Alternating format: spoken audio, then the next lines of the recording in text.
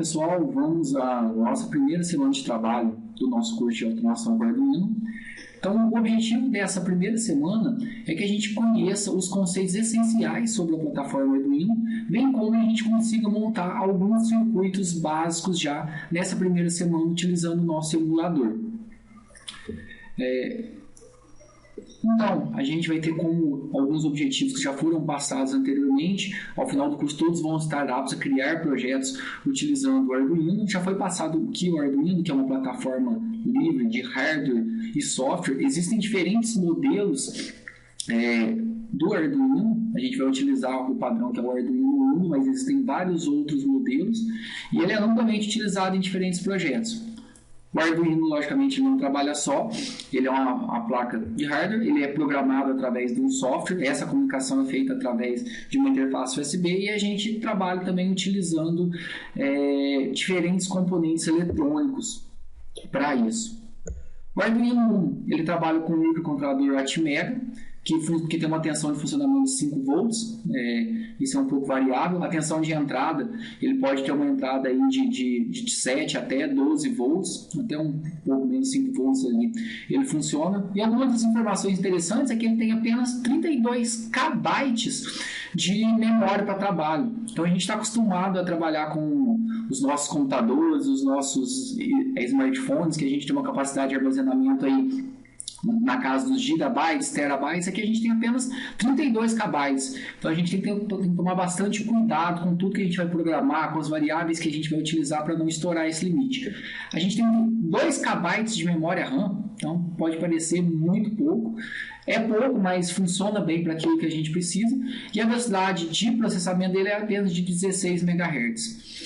Então é um hardware que ele é limitado, mas ele é amplamente utilizado e a gente consegue desenvolver várias aplicações para ele. Aqui a placa do Arduino visto de cima, aqui onde que está marcado em vermelho aqui, é o microcontrolador, o Atmega.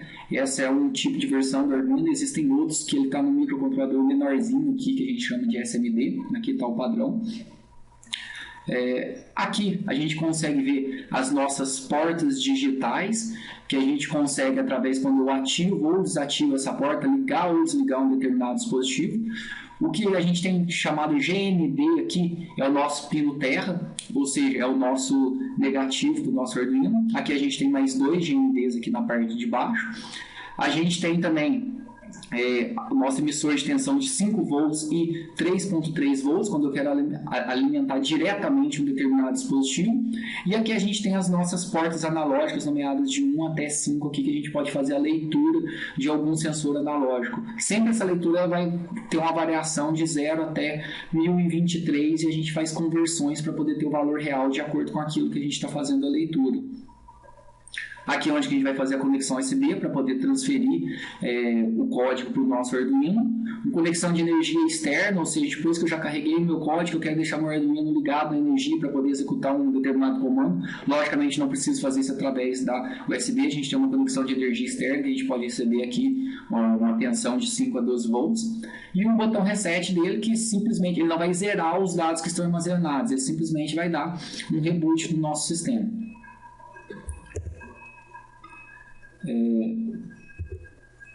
O Arduino ele não funciona só, então o Arduino, para que a gente consiga montar os nossos projetos, a gente vai precisar unir eles com o protoboard, que a gente possibilita a ligação com LEDs, com sensores. Aqui ele está em cima do chassi de um carrinho, aqui tem um relé.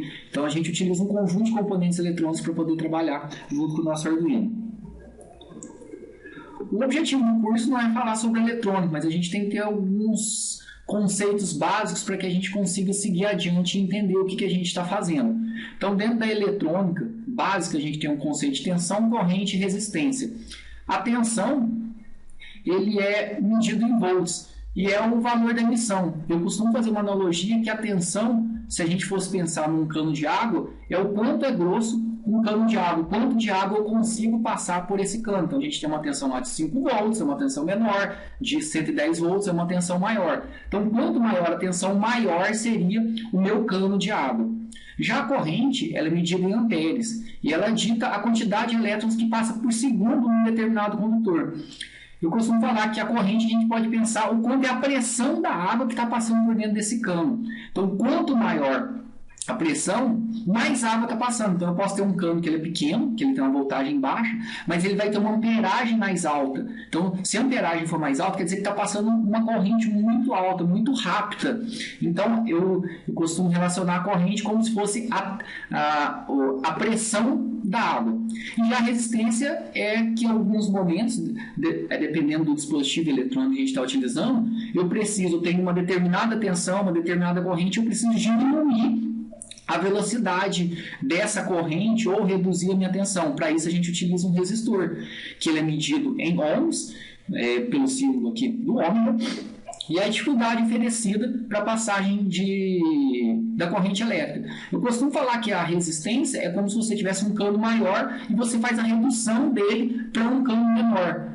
E, de alguma maneira, também, se você quiser resistir à pressão dessa água também. Então, você vai diminuir o quanto de tensão está passando e o tamanho da corrente que está passando. Para isso, é um resistor. Então, eu posso ter lá um componente, eu posso ter uma tensão que está sendo oferecida para mim na casa de 5 volts e eu vou trabalhar com um determinado dispositivo que ele trabalha na casa de 2 volts. Então, eu preciso oferecer alguma resistência para ele. Então, o Arduino ele consegue trabalhar com uma variação de tensão de 1.8 a 5.5 volts e ele consegue trabalhar uma corrente na faixa de 50 mA para 3 volts e 300 mA para 5 volts.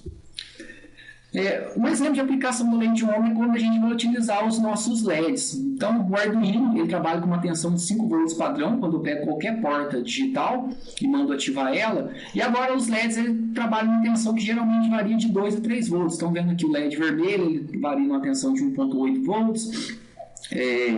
O LED verde e amarelo 2.1, azul e branco 2.7. Cada um com uma corrente um pouco diferente aqui de 15 mA, 20, 25 mA ou 15 a 30 mA. Como que eu vou saber qual resistor que eu vou utilizar? Basicamente existe uma forma bem simples, que é o quê? A tensão da fonte, a voltagem da fonte, menos a voltagem do meu dispositivo, que aqui está dado pelo meu LED, dividido pela corrente desse dispositivo que eu quero utilizar. Então, em suma, se o Arduino ele oferece uma tensão de saída de 5 volts e o meu LED ele trabalha uma tensão de 2.1, vai ser 5 menos 2.1. Dividido pelo quê? Dividido pela corrente que esse dispositivo meu trabalha. Então, se ele trabalha aqui, por exemplo, o meu LED verde ele trabalha 20 mA, eu vou dividir por 0,02, porque aqui a gente está em escala de ampere. E a gente vai ter um valor de resistor aqui de 145, no caso aqui, 145 ohms. Quando a gente faz essa divisão, a gente nem sempre vai ter um resistor que apresenta exatamente aquele valor que a gente precisa. Então, de maneira geral, quando a gente vai trabalhar com LED, por exemplo, a gente utiliza um resistor de 100 ohms ou 220 ohms, que ele se adapta muito bem àquilo que a gente precisa. Então, a gente vai utilizar amplamente os LEDs, que é um diodo emissor de luz. A gente tem 2 polos aqui, o anodo e o catodo. O anodo é o positivo, o catodo é o negativo. Então, a gente vai ligar aqui no positivo, nos 5 volts, ou numa porta digital, para a gente poder acender e apagar ele, e o catodo lá no nosso GND. Então, a gente tem um polo positivo e negativo. Os resistores, eles são responsáveis por limitar a passagem de corrente elétrica. Cada resistor, se você olhar, ele vai ter um esquema de cor diferente. Então, ele tem de primeira até a terceira faixa. Depois ele tem um multiplicador. E isso pode ser, às vezes, um pouco complicado para a gente que não está trabalhando diretamente com eletrônica.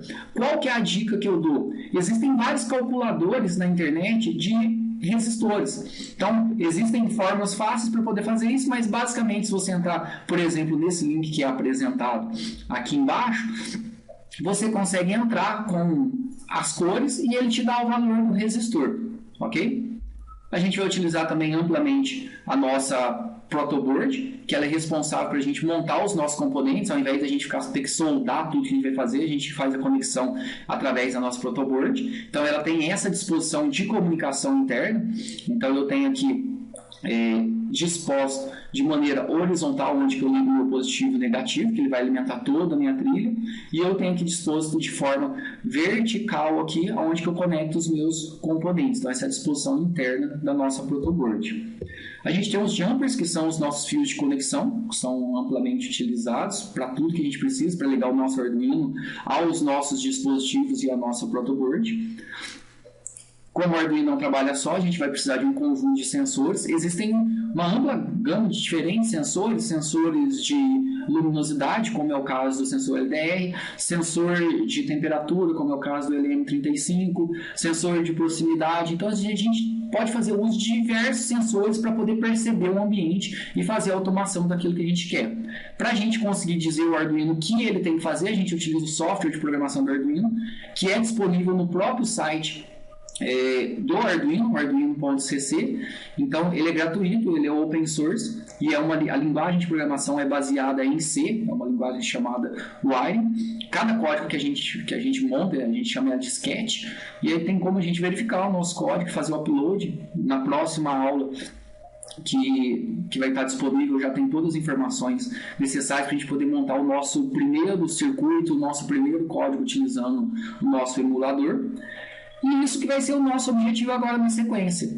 A gente acessar o nosso emulador, que vai ser o Tinkercad, fazer o cadastro e a gente conseguir montar o nosso primeiro projeto e desenvolver as nossas primeiras atividades.